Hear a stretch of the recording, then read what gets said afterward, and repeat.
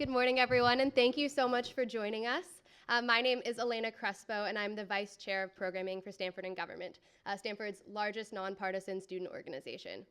For those of you that aren't aware of Stanford in Government, our goal is to promote public service through policy work. So before we get started with our event today, I just want to offer a few thank yous to our partners in this event, to El Centro, and to the U.S. Grand Strategy Working Group. So please join me in thanking them. This event would not have been possible without them.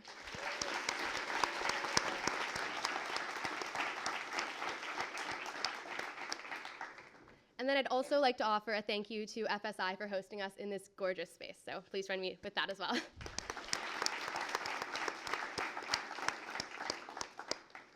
A quick logistical note before we get started. So the latter half of our discussion will be devoted to question and answer. And so we'll have a few student volunteers in the back of the room with note cards and pens. So if you think of a question that you would like to ask Secretary Castro throughout the event, go ahead and flag one of them down. They'll grab a note card for you and take it back and hand it to our moderator when we move to the question and answer. So now I'm going to hand it over to Antonia to introduce our speakers. Hi, everybody. I'm Antonia Hellman. I am one of the co-directors of Stanford in Government's Special Events Committees.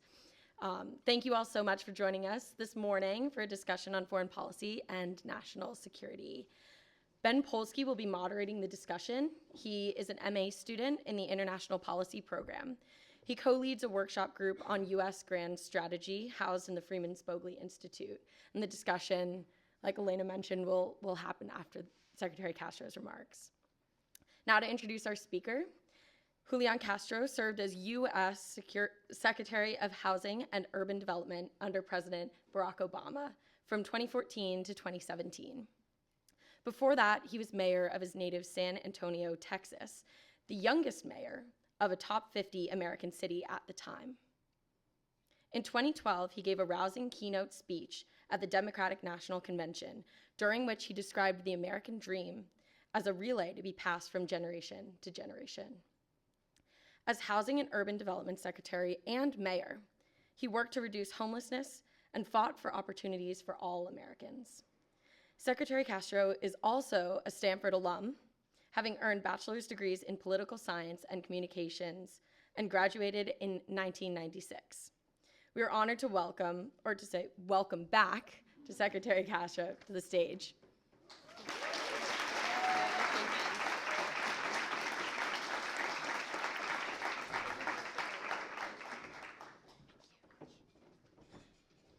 Hello, good morning.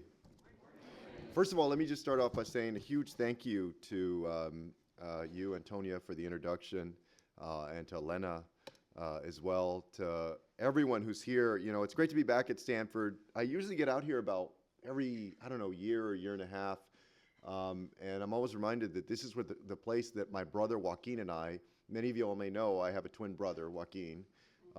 He likes to say that the way to tell us apart is that I'm 1 minute uglier than he is, but it's not true. I'm a minute older. The first time that we ran for office was the 1995 ASSU elections. And what I remember about the ASSU elections was back then, it was already online in 1995. You could only spend $90 for the length of the campaign, which was good because the campaign could only last 1 week. Right? How much better would things be if we could only campaign for 1 week for President of the United States, right? And on election night, in April of 1995, they announced the results. I think it was at Tresidder somewhere, and my brother and I tied for first place. Like, still can't shake my brother. I can't get rid of him, you know. Stanford, and then we went to law school together. We both went into politics. Golly. Two things, y'all, to begin with. I want to apologize for my voice. I think the campaign trail is catching up with me today. And secondly, I'm going to deliver some prepared remarks on the future of our country in the world. And then I look forward to taking some questions from students and professors and others. So let me just say how special it is for me to be here. And I want to thank Stanford in Government. I want to thank El Centro. I know we have some folks from El Centro that are here. I want to thank the U.S. Grand Strategy Speaker Series and FSI for hosting us today. This is a very special place for me.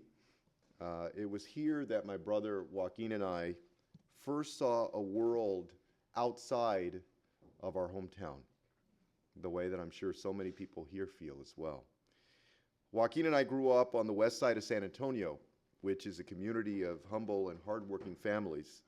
We grew up with a mom who raised us as a single parent and who, without the help of Pell Grants and Perkins loans, could never have afforded to send us to this remarkable institution. Being here in the Bay Area opened my eyes to what was possible for places like my hometown of San Antonio in the future. What I saw here was, compared to my hometown, a well-educated, higher income, diverse, inclusive, and globally competitive community. My experience here at Stanford and living in the Bay Area sparked an interest in public service and a desire to expand opportunity to everyone. I was born as the Vietnam War ended.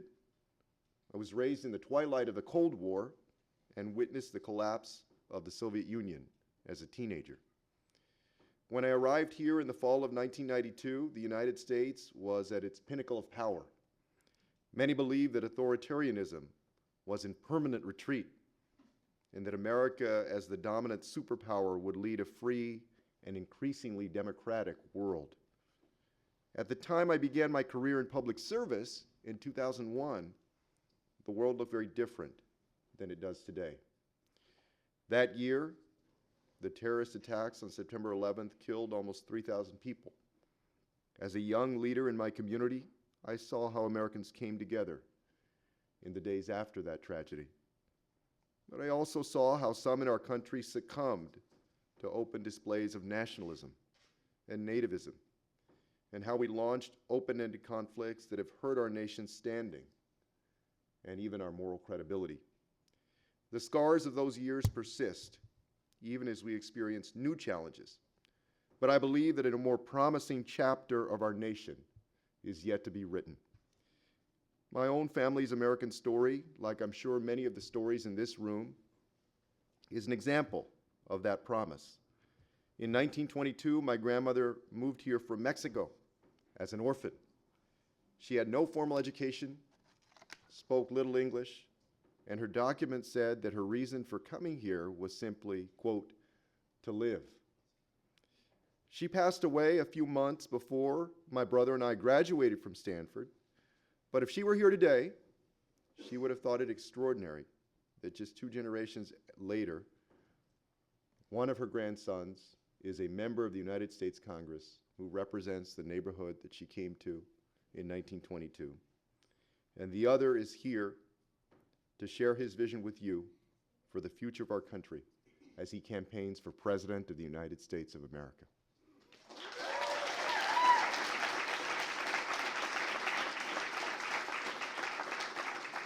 In the years ahead, we need a new foreign policy that reflects our values, one that complements inclusive prosperity at home and supports collective security abroad.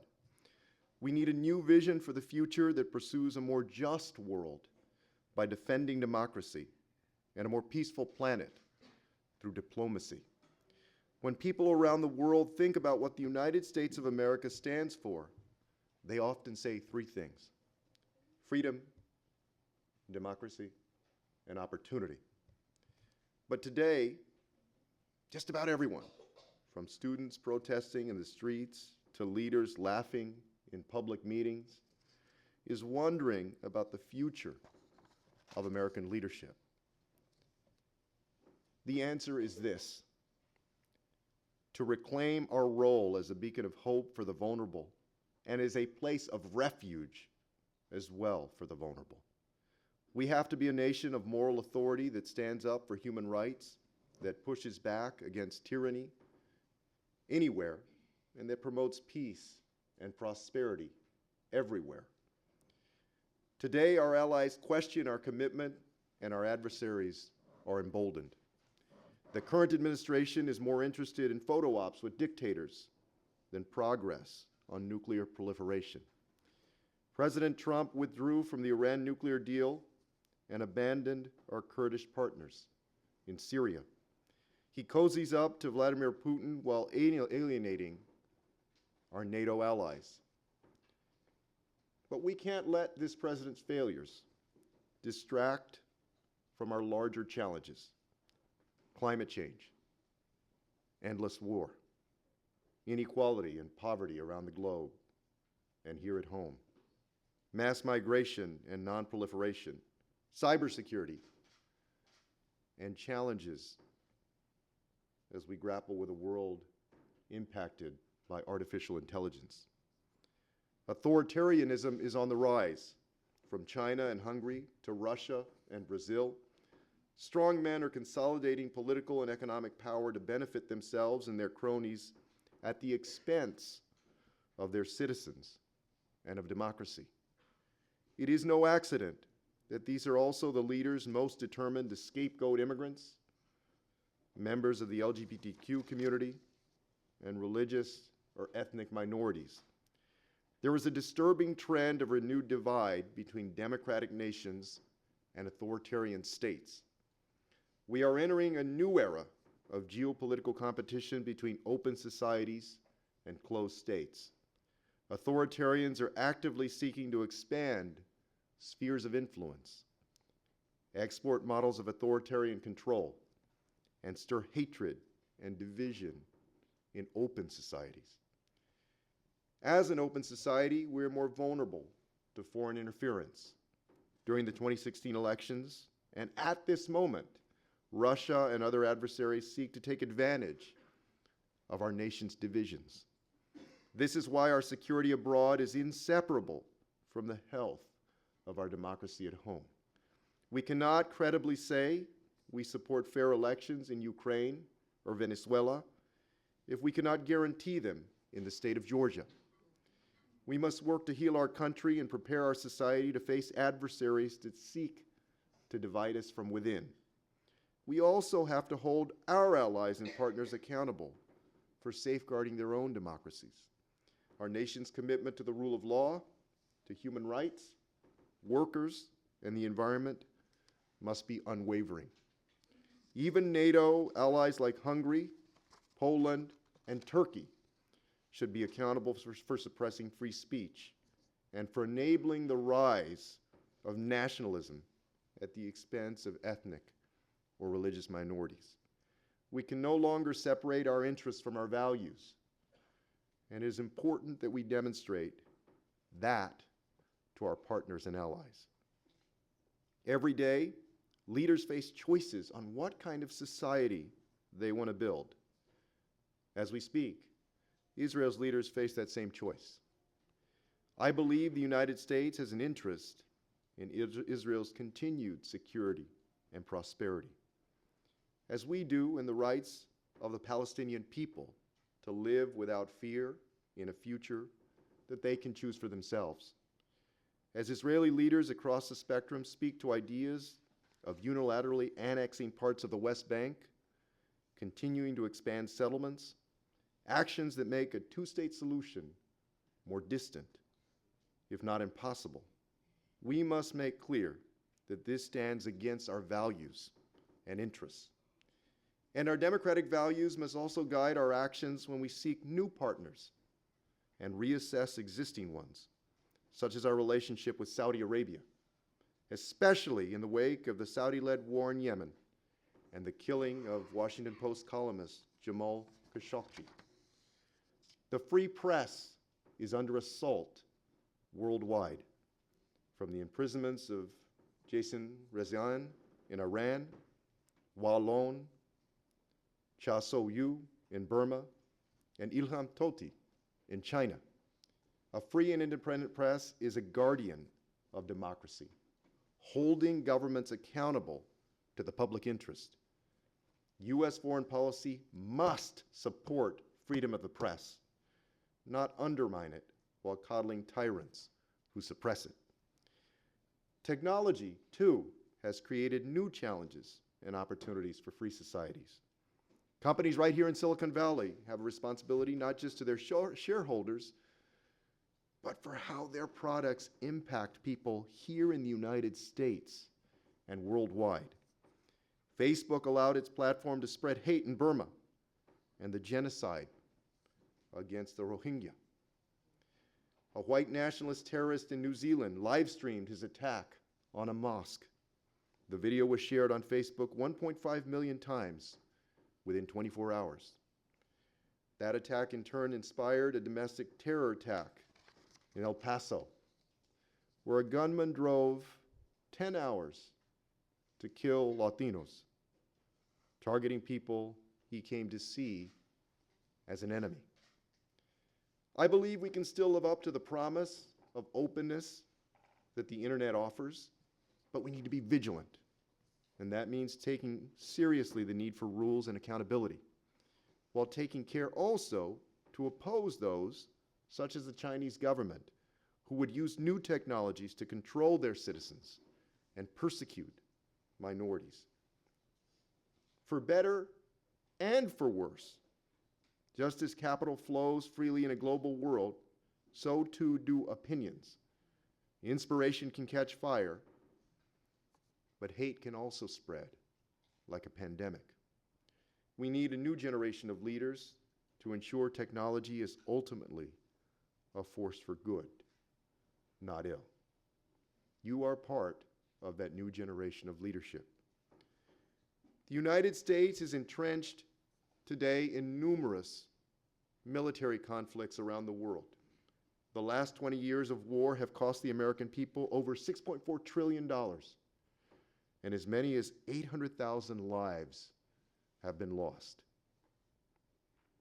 The next president must bring these conflicts to a responsible conclusion. This will involve bringing our combat troops home and recommitting instead to diplomacy in the years ahead, seeking to prevent conflict in the first place. We cannot remain stuck in the quagmire of proliferating violence that is sapping our moral credibility and undermining our military readiness. We find ourselves in this situation in part because Congress has abdicated its constitutional responsibility to declare war. 18 years ago, in the wake of 9/11, Congress passed an authorization for the use of military force for the conflict in Afghanistan. But now that same bill is used to enable military action in Iraq, in Syria, Somalia, and West Africa. It's wrong. It undermines our credibility and further removes the American people from the war-making process. Article 1 of the Constitution gives Congress the power to declare war. We must restore this fundamental principle. I am highly skeptical of what military action alone can accomplish in our world, but there are times when the United States must be willing to use force, such as in direct defense of our people, our territory, and our treaty allies. But when we take military action, it should be in accordance with our values, and we should only act when we are confident that we can make the situation better. And when we need to use force, it should be in coordination with our allies, be limited with clear, achievable objectives, and a plan for what comes next. The United States also needs to prioritize and modernize the defense budget with a vision toward deterring future conflict. We need to invest in innovation and industries of the future in order to maintain a technological advantage over our competitors. Our national security priorities must go beyond legacy platforms the Department of Defense says they don't need, and toward investments for the future in artificial intelligence, machine learning, and cybersecurity. We also need to invest in people, in human capital, and brain power. Most importantly, our defense is greatest when our military strength is backed up by principled and robust diplomacy and democracy. Diplomacy, backed by the weight of our national power and built on the foundation of our values, is so much more effective than a rifle. Victory across a conference table can change the world, in ways that action on a battlefield often cannot. From President George H.W. Bush's peaceful management of the collapse of the Soviet Union to President Obama's persistent negotiation of the Iran nuclear deal, diplomacy has prevented conflict and achieved key national security interests. I believe the United States should recommit to the Iran nuclear deal and ensure the Iranians are brought into compliance as well. We must defend the set of rules and norms that prevent the spread of nuclear weapons in our world. Our nation has a responsibility with our Japanese and South Korean allies to conduct diplomacy with North Korea in a meaningful and professional way, and one that advances our collective security. We have a responsibility to live up to our aspirations for a world free from the specter of nuclear weapons. Our credibility to negotiate new arms control agreements is dependent on living up to our past agreements, such as the New START and INF Treaty. There is a long history of bipartisanship in non-proliferation, and the United States must build on that legacy of achieving security through diplomacy. However, President Trump has proposed a 30% cut to the State Department, undermined career diplomats, and appointed wealthy donors without foreign policy experience as ambassadors. Under this administration, half our country's most senior diplomats have retired.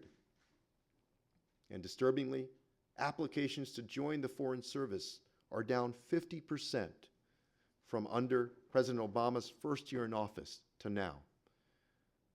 President Trump has slandered public servants like Ambassador Yovanovitch for standing up for the rule of law and for rejecting corruption. We must restore integrity and decency to the Oval Office. The American people deserve a foreign policy that puts diplomacy and people first. We can do this by increasing the size of the Foreign Service, investing in educational and training opportunities, such as graduate programs, and exchanges to other agencies and to the private sector. America's diplomats should also reflect the diversity of the American people. That means we need to invest in recruitment by strengthening fellowship programs that bring aspiring diplomats from underrepresented communities. Professional diplomacy also means ending the practice of selling ambassadorships to the highest bidder. Our relationships with sovereign nations, no matter how small the country or how beautiful their beaches, should be managed by those with deep expertise, not just deep pockets. America must invest in more inclusive and fair international institutions.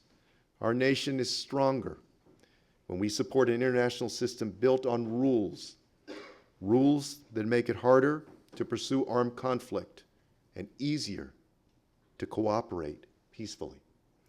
The United States helped build the institutional order we have today in the aftermath of World War II, and that legacy has tended to give us unique sway in the global rules of the game.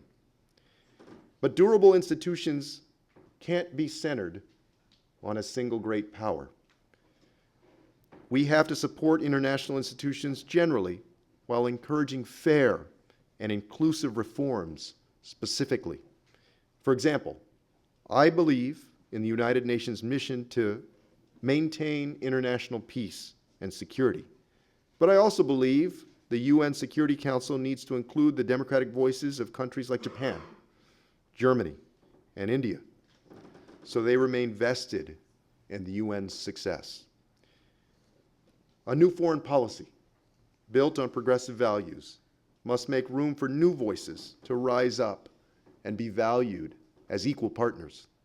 Just as the United States built up a system of alliances and institutions after World War II for the 20th century, now is the time to reimagine those organizations and forge new alliances for the 21st century. President Obama recognized this, prioritizing diplomacy with Southeast Asia and promoting programs that strengthen civil societies in the region. He made a breakthrough in our relationship with the people of the African continent. And I believe engagement in these regions will provide opportunities for us at home and abroad. This begins with a 21st century Marshall Plan for Central America. We need to partner with the nations of Honduras, El Salvador, and Guatemala in a holistic effort to bolster the rule of law, respect human rights, and to ensure justice. The people of these nations must be able to find opportunity and safety at home so they don't have to make the dangerous journey to the United States out of desperation. We have to address the root cause of mass migration: insecurity, inequality, violence, injustice. That's why we'll help them in building up democratic systems like independent courts, a fair judicial process, and accountable police forces. These are not short-term band-aids, but long-term investments that actually improve people's lives. In Latin America more broadly, we're at an inflection point. There is no greater example of the shortfalls of the old Washington consensus of deregulation, privatization, and austerity than in countries such as Chile and Mexico. Inequality skyrocketed, poverty was entrenched, and oligarchy ensued. We have much work to do to regain the trust and confidence of nations in Latin America. That starts with treating them as partners with respect, not countries that we can bully and threaten. President Obama set out to, quote, bury the last remnant of the Cold War in the Americas by normalizing relations with Cuba. In continuing this effort, recognizing that it is everyday Cubans and their American families that suffer the most from decades of embargo, we must build upon President Obama's work. In Venezuela, the Trump administration's saber-rattling has done nothing to weaken the Maduro dictatorship. Our nation's commitment to democratic values means working with partners in the region to secure free and fair elections. We should lift the sanctions that have hurt the Venezuelan people, focusing pressure on Maduro and his allies, while we welcome Venezuelan refugees to our shores, including by granting temporary protected status for Venezuelans and providing assistance to countries like Colombia that are hosting them now. We must also repair our relationship with Mexico. 1 out of every 10 Americans trace their roots to Mexico. The country is a top trading partner and democratic ally, and we should commit to improving life on both sides of our border. Common sense gun safety legislation would deny cartels the weapons of war that do not belong on American or Mexican streets. The war on drugs at home fuels conflict in Mexico and suffering at home. And we need to finally fix our broken immigration system. No more separating families. No more kids in cages. No more playing games with people seeking a better life in the United States. We're better than all of this. In the years ahead, one of our biggest challenges on the horizon is also our relationship with China. I believe in healthy competition, and I'm confident that America can outcompete, out-innovate, and outwork any competitor. This administration has pursued a failed trade war that inflicts more pain on American consumers and American farmers than on China, and leaves our nation isolated in the Indo-Pacific. We need a different path, one that pushes back against Chinese coercion in partnership with our allies and in line with our values. We have steadfast allies in the region, including Australia, Japan, and South Korea, and growing partnerships with nations like India and Vietnam. Building off of the work of President Obama, we must continue to invest the time, energy, and resources in these relationships and repair the reputational damage of the past 3 years. President Trump has frayed our alliances with careless decisions and cheap talk. Instead of arms control diplomacy with the North Korean regime, we've gotten narcissistic photo ops and false promises of denuclearization. Meanwhile, the president has been too tepid to speak out against human rights abuses of Uyghurs in Xinjiang and has offered little support to the courageous protesters in Hong Kong. Only 2 weeks ago, President Trump equivocated, saying he stands with the protesters, but that he also stands with Xi Jinping. So let us be unequivocal. America must always speak up for human rights, regardless of the economic appeal of any nation's market in the years to come. The United States has important economic relationships in the Indo-Pacific, including with China, which has become our largest trading partner. For years, the Chinese government has offered corporations a deal they readily accepted: short-term profits and market access in exchange for technology transfers that hurt the competitiveness of our nation's economy in the long run. Their economic practices, such as this, have too often found willing partners in the United States. But we have a responsibility to push back. Yet, the answer is not Donald Trump's trade war, which he has pursued alone, without allies. He's levied taxes on American consumers, hurt family farmers who lose exports to China, and compensated well-connected farmers who grow richer with no end in sight. His actions mirror the corrupt practices of the Chinese government we look to confront. China's economic growth would be welcome if they play by the rules. Instead, Beijing insists on an uneven playing field that we must rebalance. We need to rally our allies and partners around the world around a unified vision for fair economic competition. Together, we can create clear safeguards to sensitive technologies, respect for intellectual property, and ensure that American workers and workers around the world are the biggest winners. Finally, we must defeat the greatest challenge of our time. The climate crisis is an existential threat to life on our planet. Our future depends on marshaling the world to overcome this challenge. And the United States is the nation best equipped to lead this effort. The credibility of that leadership, however, will depend on what we accomplish here at home. We must pass a Green New Deal that invests billions in research and development, in green manufacturing, sustainable infrastructure, and builds a better future for all of us. We will recommit to the Paris Climate Accords as we push for stronger goals. American leadership can help our partners in managing climate-driven migration and work with countries in their transitions. That includes helping countries in Africa and Latin America to leapfrog dirty fuels and into the use of clean energy, contributing to the Green Climate Fund, and making sure that other nations have the resources they need to fight climate change.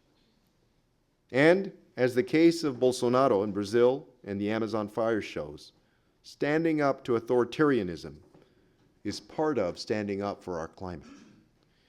Combating climate change will create trillions of dollars in economic opportunity around the world, which every nation is keen to dominate. China's renewable energy investments are twice those of America's. Last year, the Chinese manufactured 3 times as many electric vehicles as we produced. I believe this global clean energy revolution should be fueled by American workers and American technology. And we need to support exports of clean technology and invest in climate-friendly infrastructure projects. I believe that defeating climate change is the calling of this generation. And while this is a crisis, it's also an opportunity. Millions of new jobs will be created in green industries. Thousands of people's health will be improved with less pollution. Hundreds of new technologies will transform daily life, all while we save our planet and secure our future. And here, at Stanford, near the edge of the continent, as we sit almost at the start of a new decade, if we look west across the Pacific and feel hopeful about the future, Americans have an opportunity to pursue a more peaceful, a more prosperous, a more democratic, and a more just world. It's true that the challenges we face are serious and even unprecedented, but so is our capacity for greatness. I know it's easy at times to feel beat down by the cynics, to feel defeated by the chaos and deception in Washington, but we have reason to reject pessimism and to embrace optimism. A new generation of leadership, like those in the room and so many others across our country and world, are ready to make progress a reality, to defeat climate change, to start new enterprises, to serve the common good. And together, we will pursue a more just world. Thank you, and may you create the world that we want to live in. Thank you very much.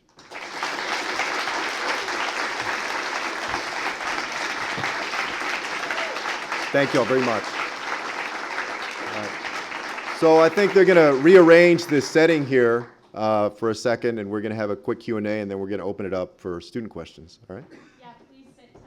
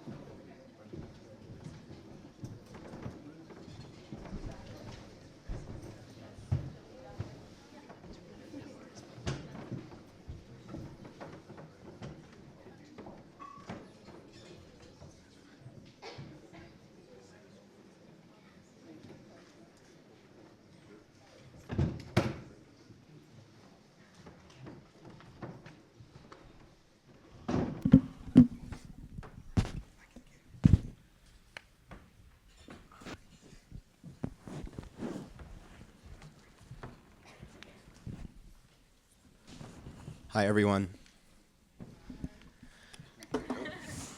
Thank you. Secretary Castro, it's an honor to have you here with us. We're so excited to welcome you here to FSI and Stanford, welcome you back, as Antonia said. I guess I'd like to pick up on something that you started with in your remarks. Around the world, we're seeing the growth of pro-democracy protests in friendly and unfriendly countries. What role should the U.S. play in supporting these protests? I'm thinking about the protests in Iran or Hong Kong. I believe that we should stand up for human rights around the world, that the United States should offer support, whether it's to the protesters in Hong Kong or other people as they fight for human rights and for their own rights at home. There may be exceptions to that if our saying something would make things worse somehow, or for instance, if you have a leader that has engendered a pushback and we believe that the leader, that person should step down, and they've agreed to step down, for instance, right? And they don't need our pushing publicly, but you understand that they're going to do that. So there are some instances, just as a practical matter, a political matter, where, of course, we want to gauge that. That's part of diplomacy and understanding how we approach these situations. But in general, we need to be much more robust than this president has been in standing up for people who are standing up for themselves around the world. And in doing that, we guide both allies and adversaries around the world toward a more democratic future, and one, hopefully, that also has stronger institutions that support democracy. Thank you. You've long called for a comprehensive new approach to immigration in proposals like the Marshall Plan for the Northern Triangle and the Climate Refugee Program, which you can all read about. These are programs that span domestic and foreign policy. So I'd love to hear from you a little bit about how you think about immigration in the context of U.S. foreign policy. Yeah, absolutely. I mean, different ways. Well, first of all, starting here at home, I mean, it's said so many times, y'all have heard the phrase, but it's true that our nation is a nation of immigrants. And that's one of the things that makes our country special, is that there's no one type of person that defines who it is to be American, right? People from different backgrounds over the years have created the nation that we have and that we're proud of in so many ways.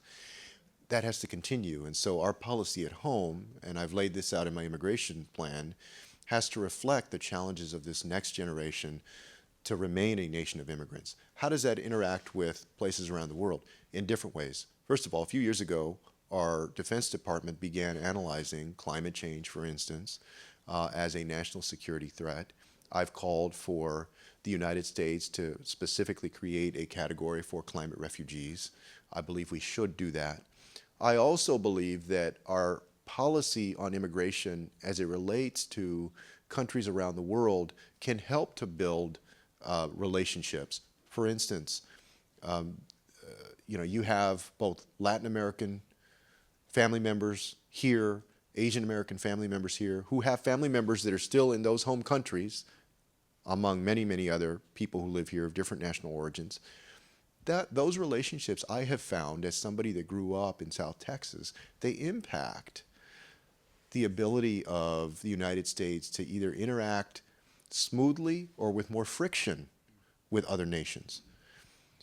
The last thing I'll say on this is we need to find ways to connect the dots of how our immigration policy, which fundamentally both aims inward but also outward, is a win-win for all of us who are already here. And I'll very quickly sketch out one example of that. In the next 15 years, it's anticipated, 15, 20 years, that our Social Security Trust Fund could be basically insolvent. Right? And the big challenge for this country right now is that we have baby boomers that are turning 65 at record numbers because they're a huge cohort, right? A huge generation. You have a Social Security Trust Fund that's in trouble. I think last year we had the lowest birth rate in almost 30 years. We have more people leaving the workforce than we have had in a long time, right? We need a young, healthy, vibrant workforce. Part of the answer to that is immigration. So in order to be economically sound in the future and to make sure that our Social Security Trust Fund is well replenished and strong, we can have a sensible, orderly immigration policy that embraces common sense and, as I've said, compassion instead of this cruelty, right? And deliver a win for people that are depending on their Social Security in the years to come. They should, they earned it. And also people from around the world that can offer their talent, their hard work, their love of country, like so many have before them. So I see these different areas of intersection. Thank you. I'd like to pick up on something that you mentioned in your remarks. You talked about evolving the multilateral institutions to accommodate rising powers. I was wondering if we could get some sort of specifics on, like, what reforms would you push on the UN Security Council for, say, Germany and India? Yeah, I mean, I do think that,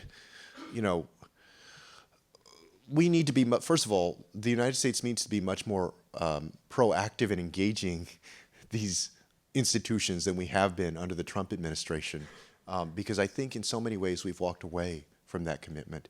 And as I mentioned in my remarks, when it comes to our relationships, whether it's with India, Germany, on Security Council, on other parts of the UN, the Human Rights Council, which we've basically walked away from, right? We need to engage others as equals, right? And as partners, and allow their voices in that body to also have the respect that the United States does. So in your remarks, you also noted that we're entering a new era of geopolitical competition.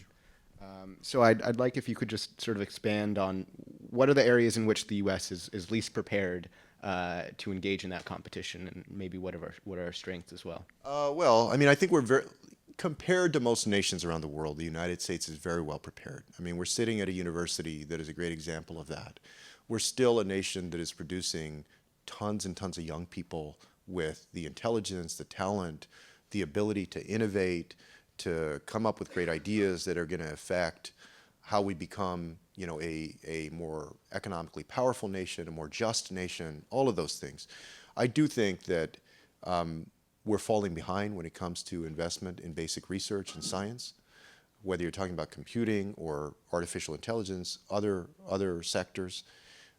we risk falling behind, as I said in my remarks, when it comes to innovating in the new energy economy, the clean energy economy, whatever we want to label it. We need to make those significant investments going forward. There's also a conversation going on right now about the difference in the United States with respect to our approach toward things like privacy versus China, right? There are certain advantages that China will garner or has garnered because they run roughshod over people's privacy. So there may well be in the now and in the future ways that we are at a disadvantage.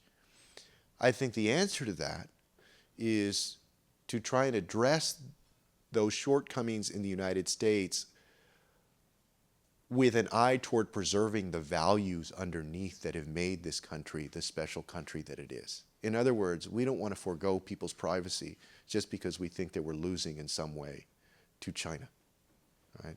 We need to maintain our values even as we go forward.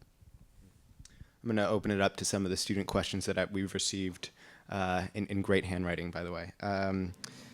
So this question it follows up on one of the things we discussed earlier this morning. You know, we're in a room full of both current diplomats and future aspiring diplomats, and this is a community that I think should be engaged diplomatically going forward. So the question is, I want to give you the opportunity to sort of like make your pitch for a renewed American diplomacy, and specifically this question talks about do you support the GI Bill for diplomacy? And what specific plans do you propose to save America's atrophying State Department? Yeah. Thank you very much for the question. We need you. We need you. We've gone through almost 20 years of strengthening the muscle of war. We need to strengthen the muscle of peace through investing in more people in our Foreign Service Corps, our Diplomatic Corps, also institutions like USAID and Peace Corps, in those things that provide the opportunity to engage in meaningful relationships around the world that build up trust and build up security. And yes, we've had a very difficult 3 years under the Trump administration. 2.5 years. But the next president is going to have an opportunity to go in a completely better direction. And when we're ready to go, what we need are young, bright people to lead that charge. I want to make those investments that are going to ensure that we don't have to use those bullets. We don't have to use those rifles, those tanks. And the only way that we can do that is we have the people that are committed to doing it.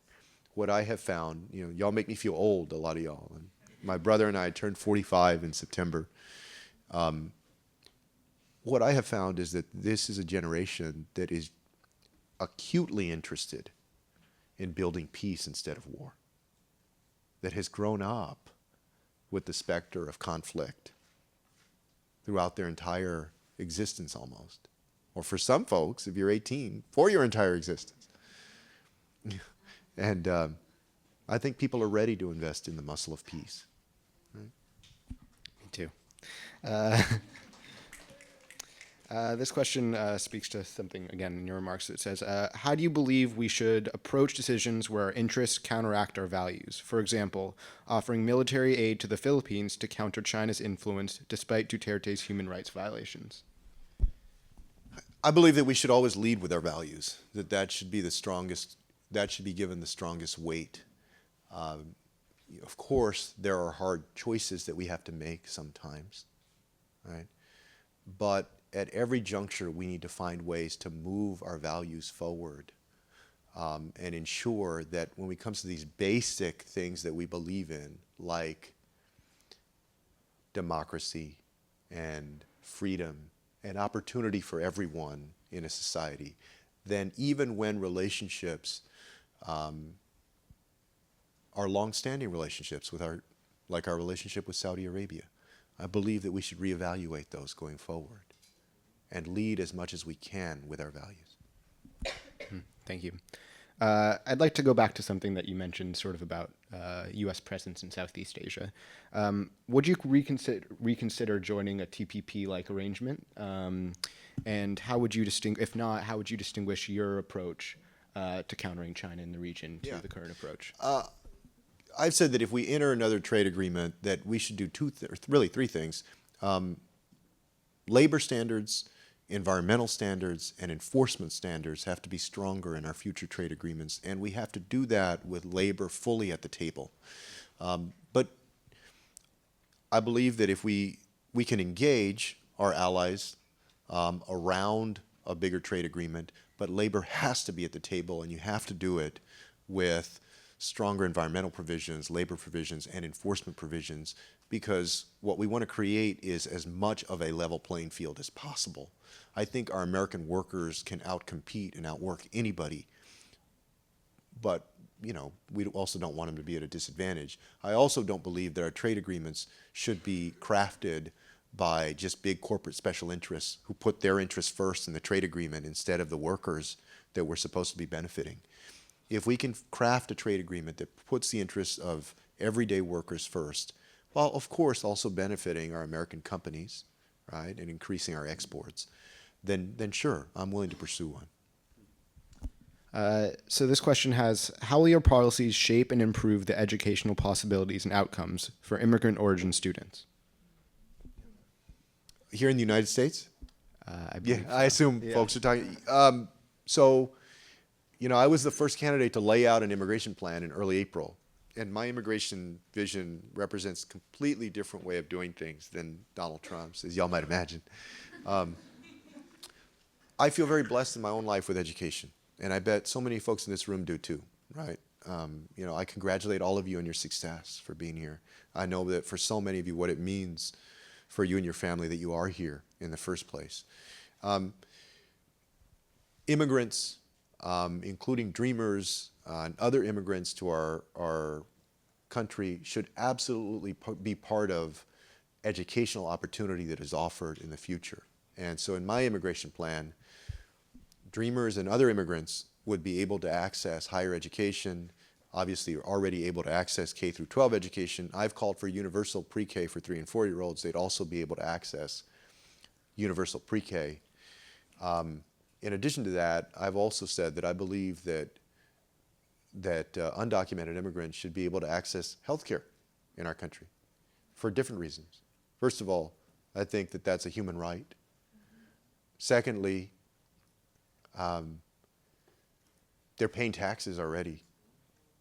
That's something a lot of people don't talk about, right? But study after study has shown that undocumented immigrants, they're paying taxes, but they're not getting the same benefits that other people get.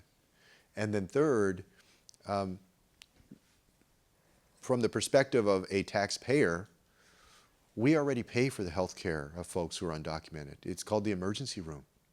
People show up in the emergency room because they've avoided preventative care because they can't get or can't afford health care. And then it costs a lot more to everybody because, what could have been taken care of with good preventive care turns into something that costs $100,000 or more to take care of in the emergency room. And that's just not the smart way to do it. So both on moral terms and on economic terms, I think it makes sense to allow people to be part of the healthcare system. Right? Thank you. I want to go back to your discussion about the forever wars and American military abroad. So 2 more U.S. soldiers were tragically killed in Afghanistan last month in America's longest war. You've called for ending the so-called forever wars. In Afghanistan, are there any conditions under which you would keep U.S. troops for the foreseeable future? I believe that we need to bring our American combat troops back. As you know, there's negotiation happening right now. And I would be willing, and I think we should, continue to negotiate with the Taliban. Now, we have to ensure that fundamentally what that means is that the region is going to be left more stable, not as a base for terrorist operations against the United States or others. I also believe, again, that we should lead with our values and be concerned about, for instance, the rights of women there in Afghanistan. That has been the subject of back and forth about the extent to which something like that is going to be considered. And that we should do a better job than we're doing now of trying to get the government of Afghanistan looped into these negotiations. But my vision is to be able to bring back those combat troops. Thank you. This question says, many critics of the international bodies like the United Nations claim that they are ineffective and do not do enough to solve global issues like climate change, denuclearization, and cybersecurity. What steps can the U.S. take on the global stage to take more substantive action and encourage others to do the same? I mean, it begins with good leadership. Look what this president has done. Throwing tantrums at the United Nations, insulting our allies. I mean, how do you get on the bad side of Canada? Canada. Just, hey, you're not even getting along with Canada, you know. We have to begin by leading by example and re-engage these countries and these institutions, whether it's NATO or the UN, instead of insulting folks, to actually engage in a productive way, rejoin the Human Rights Council.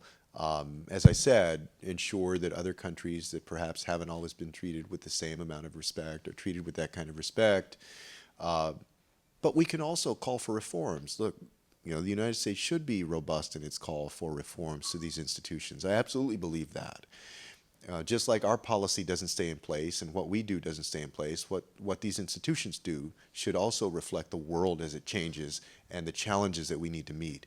And whether it's, more equitable funding of institutions or contributions to our efforts, or, in conflicts that may arise, although I think that, we're going to do everything that we can to avoid conflict, but when they do arise, ensuring that the United States is not over-shouldering the burden of those conflicts.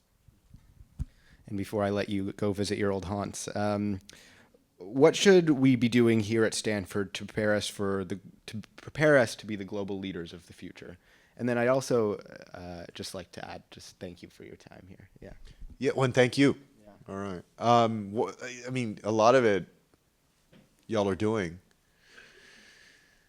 I